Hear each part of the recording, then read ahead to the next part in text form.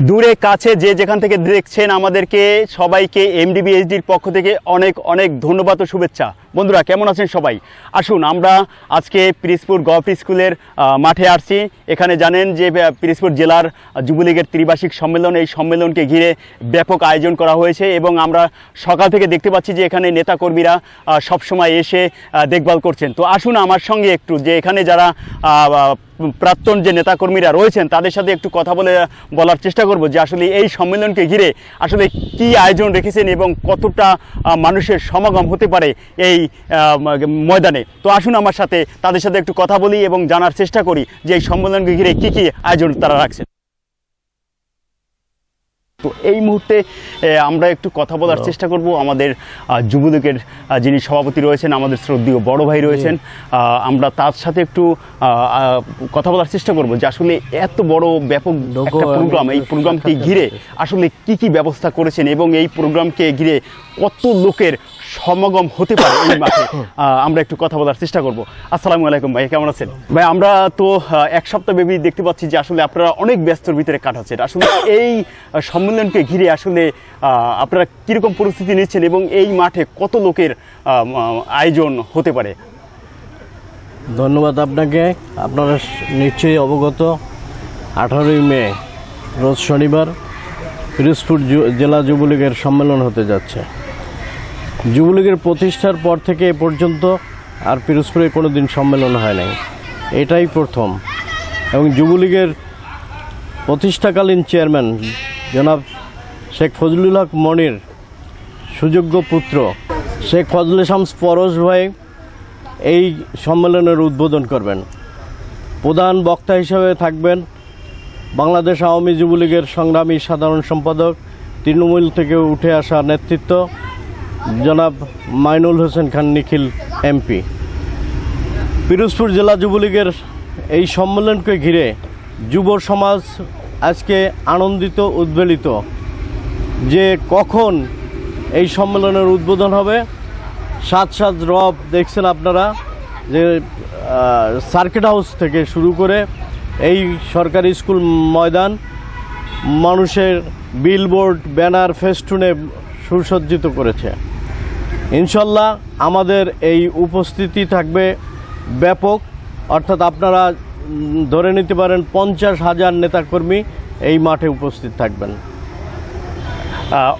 অনেক ধন্যবাদ। আসলে আমরা এই এত মানুষের আয়োজন আসলে আপনারা কিভাবে সামাল দিবেন এবং কিভাবে কেমন পরিস্থিতি আপনারা রাখছেন, বিশেষ করে যেহেতু গরম খাবার পানি বা অন্যান্য বিষয় এগুলো কীভাবে আপনারা দেখবেন? প্রচুর পরিমাণে খাবার পানির বোতল থাকবে, যার খুশি সে পানি ব্যবহার করতে পারবে, খাইতে পারবে। জি, এটা আমরা ইতিমধ্যে করেছি। 50,000-এর মতো পানি আমরা ব্যবস্থা করেছি। এবং এই যে যুবলীগের সম্মেলন, এই সম্মেলনে আপনারা জানেন যে 2001-এর পরে যত কর্মসূচি ছিল আমরা জেলা যুবলীগ এটা পালন করেছি। এবং আজকে এই যে যুবলীগ রেখে যাব, সেই যুবলীগ এমন নেতৃত্ব আসবে আমি আশা করি, যেই নেতৃত্ব জননেত্রী শেখ হাসিনার হাতকে শক্তিশালী করে জাতির জনক বঙ্গবন্ধু শেখ মুজিবের আদর্শ বাস্তবায়নের মধ্য দিয়ে এই বাংলাদেশকে সুখী সমৃদ্ধশালী একটি স্বপ্নের সোনার বাংলা গর্বই গর্ব ইনশাল্লাহ। অসংখ্য ধন্যবাদ আপনাকে আমাদেরকে সময় দেওয়ার জন্য। আসসালামু ভাইয়া, তো অনেকদিন পরে যুবলীগের এই ত্রিবার্ষিক সম্মেলন, আসলে এই সম্মেলনকে ঘিরে আপনারা কি কি আয়োজন রেখেছেন এবং সামনে যারা নূতন যারা আসবেন আসলে তাদের কাছে আপনারা কি প্রত্যাশা করেন, কি আশা করেন? এবং এত বড় একটা সম্মেলন পিরোজপুর জেলায় হচ্ছে, তো আপনারা আসলে কিভাবে এইটাকে কভারেজ দিচ্ছেন? আপনাকে আসলে 1972 সালের পর থেকে পিরোজপুর জেলায় যুবলীগের কোনো সম্মেলন হয় নাই। আমরা আমাদের মাননীয় চেয়ারম্যান ফজলে শামস পরশ এবং সাধারণ সম্পাদক মাইনুল হোসেন খান নিখিলের নেতৃত্বে আমরা আজকে সম্মেলন তারিখ ঘোষণা করা হয়েছে 18ই মে। আমরা অবশ্যই সম্মেলনে সুন্দর এবং সার্থক করার জন্য যে প্রক্রিয়া চলছে আমরা প্রায় সম্পন্ন আমাদের। তো আমরা চাচ্ছি মূলত যে যারা রাজপথে ছিল, আন্দোলন সংগ্রামে ছিল, যারা ত্যাগী এবং যারা বঙ্গবন্ধুর আদর্শে অনুপ্রাণিত হয়ে রাজপথে থাকে এবং মাননীয় প্রধানমন্ত্রী জননেত্রী শেখ হাসিনার নেতৃত্বে ভীষণ বাস্তবায়নের জন্য, ডিজিটাল বাংলাদেশ গড়ার জন্য এবং স্মার্ট বাংলাদেশ গড়ার জন্য যারা সক্রিয় ভূমিকা পালন করে তারাই এই নেতৃত্বে আসুক, এটা আমার আশা। অসংখ্য ধন্যবাদ আমাদেরকে সময় দেওয়ার জন্য। দর্শক, আপনারা জানেন পিরোজপুর জেলার যুবলীগের ত্রিবার্ষিক সম্মেলন, এই সম্মেলনকে ঘিরে কিন্তু আমাদের মাঠে কিন্তু কর্মব্যস্ত রয়েছে, সারা রাত ভর এখানে কাজ হচ্ছে। আসুন আমরা একটু মঞ্চের দিকে যাই। আসলে দেখতে পাচ্ছেন যে আমাদের আমি ক্যামেরাম্যান মুন্নাকে বলবো, মুন্না আপনি একটু দর্শককে দেখানোর চেষ্টা করবেন যে আমাদের যে মঞ্চটি রয়েছে, আমাদের যে আগে যে মঞ্চ রয়েছে, সেই মঞ্চ কিন্তু আসলে ডাবল মঞ্চ কিন্তু হয়েছে।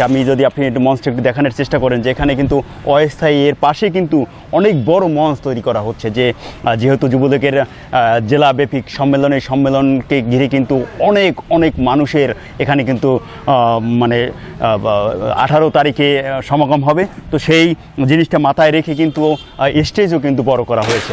তো আমি একটু মুন্নাকে বলবো যে মঞ্চের উপরে আসতে। তো আমরা একটু মঞ্চের উপরে আসার চেষ্টা করি। দেখতে পাচ্ছেন আসলে যে নূতন যে মঞ্চটি করা হয়েছে, এই মঞ্চটি কিন্তু আবার এখান থেকে কিন্তু সিঁড়ি দেওয়া হয়েছে, যে এপাশ থেকেও কিন্তু মঞ্চে কিন্তু উঠতে পারবেন। এবং এই অনেক বড়, মানে এত বড় বিশাল একটা মঞ্চ কিন্তু পিরোজপুর জেলায় কিন্তু কোনো অনুষ্ঠানে এখন মতো হয়নি। এই যুবলীগের ত্রিবার্ষিক সম্মেলনকে ঘিরে যত বড় একটা মঞ্চ কিন্তু করা হয়েছে। দেখতে পাচ্ছেন আমাদের পুরান যে মঞ্চটি, সে মঞ্চটি কিন্তু এখানে রয়েছেন এবং সিঁড়ি রয়েছেন। এবং মুন্না, আমি আপনাকে দেখাবো যে এখানে অনেক মানে নেতা কর্মীরা কিন্তু দুপুরবেলা অনেক রোদ, তারপরেও কিন্তু তারা পরিদর্শন করছেন এবং দেখছেন যে এই ত্রিবার্ষিক সম্মেলনকে ঘিরে কোথাও কোনো ত্রুটি, কোথাও কোনো সমস্যা, কোথাও কোনো কিছু আছে কি না, সেগুলো কিন্তু দেখার তারা দেখভাল করছেন। এবং আমরা সকাল থেকে দেখেছি এখানে অনেক সিনিয়র যে নেতারা রয়েছেন, অনেক সিনিয়র কর্মীরা রয়েছেন, তারা কিন্তু সব সময় কিন্তু রাতভর এখানে কিন্তু তারা মানে বসে থেকে কিন্তু কাজবাজ করাচ্ছেন। তো সর্বোপরি পিরোজপুর জেলার ত্রিবার্ষিক সম্মেলন, আসলে এই সম্মেলনকে ঘিরে অনেক মানুষের আয়োজন হবে এই জেলা স্কুল ময়দানে, বয়েজ স্কুল ময়দানে। তো 18 তারিখের যে সম্মেলন, সেই সম্মেলনকে ঘিরে পিরোজপুরের জেলা যে ত্রিবার্ষিক সম্মেলন, যুবলীগের যে সম্মেলন, সেই সম্মেলনের সর্বশেষ আমি আপনাদেরকে একটু তুলে ধরলাম। এবং আপনারা আমাদের সাথে থাকুন। এবং 18 তারিখ যে সম্মেলন হবে, যে নেতাকর্মীরা আসবেন এবং নূতনদেরকে যেভাবে দিক নির্দেশনামূলক বক্তৃতা তারা দিয়ে সুন্দর একটি কমিটি গঠন করে যাবেন, আমরা সেই প্রত্যাশায় আপনাদের কাছ থেকে বিদায় নিচ্ছি। সবাই ভালো থাকবেন, সুস্থ থাকবেন। আল্লাহ হাফেজ।